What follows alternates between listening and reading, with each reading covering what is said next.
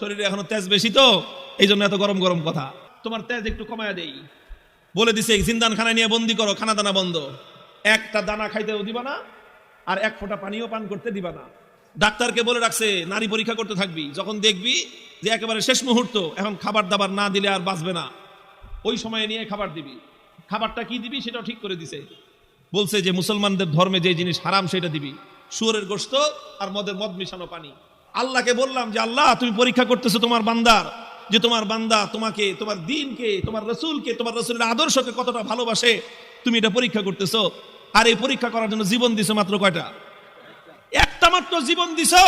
আর ওই একটা জীবন দিয়ে আল্লাহ তোমাকে কিভাবে দেখাবো যে আমি তোমাকে আর তোমার দ্বীনকে কতটা ভালোবাসি?